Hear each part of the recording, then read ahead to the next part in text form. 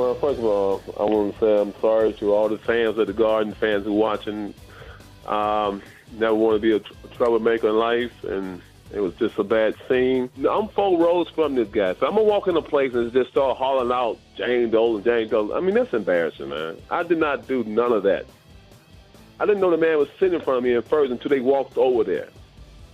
I've been trying to sit down with this man for 4 or 5 years, find out what did I do to make him dislike me. All I did was play hard for the organization for 10 years and the fans in New York and gave him my heart every night. So he don't have to like me, but he didn't have a right to send. I mean, I bought my ticket to get in.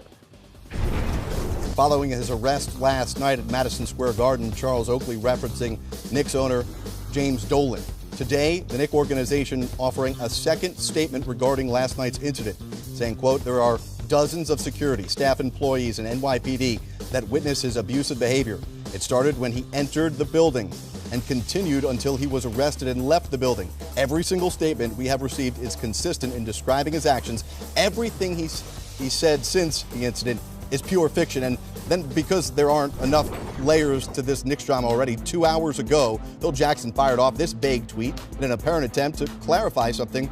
We're just not sure, Kenny, what exactly he's trying to clarify. Phil Jackson saying, so after starting a firestorm, could use the emoji there by Phil, with the misunderstood tweet, I offer this peace. Our society is torn with discord.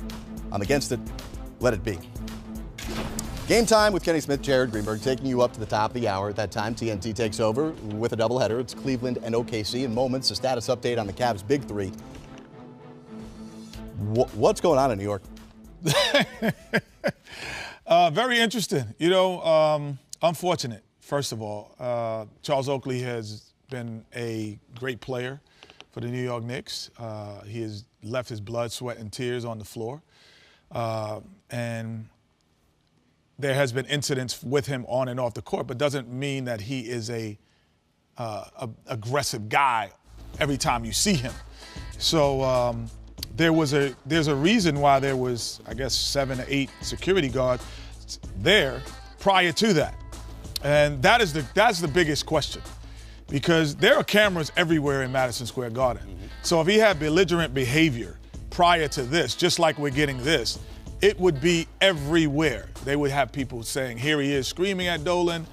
Until those things come out, you know, you would have to say that Charles Oakley reacted incorrectly to what was going on, but you would have to believe what he has said. Mm-hmm.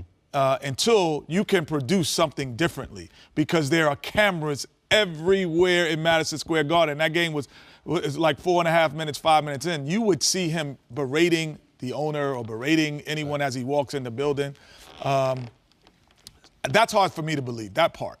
That part is hard for me to believe. Well, still way more questions than answers about last night's incident, but it goes to a greater issue, which Reggie Miller is tweeting about earlier tonight. Want to bring in this tweet from the Hall of Famer who said, if you're a free agent to be, why would you play for an owner who treats the past greats like this, or a president who stabs star players in the back? And the whole totality of everything that's gone on this year and recently for a team that's made just 3 playoff appearances in the last 12 years. Hall of Famer Reggie Miller joining us tonight. He'll be on the call of OKC and Cleveland.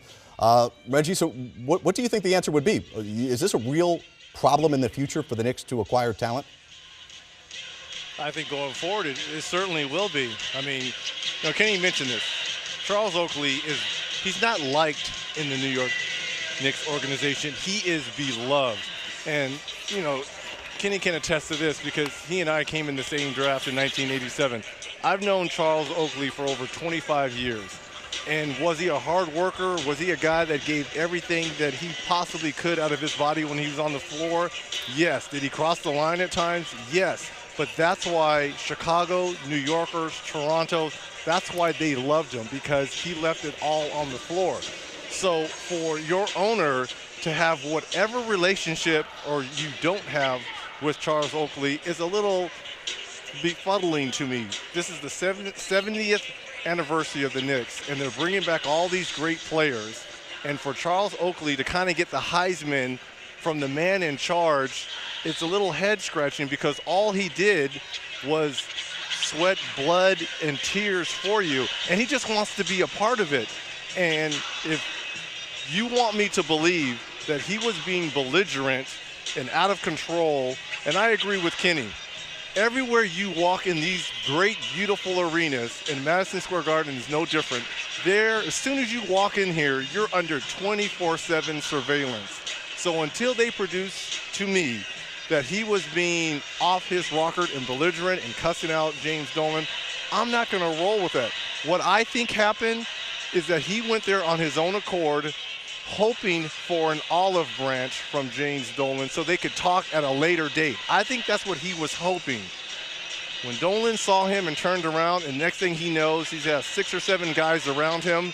That's what we've been seeing all over social media and on ESPN, is that reaction.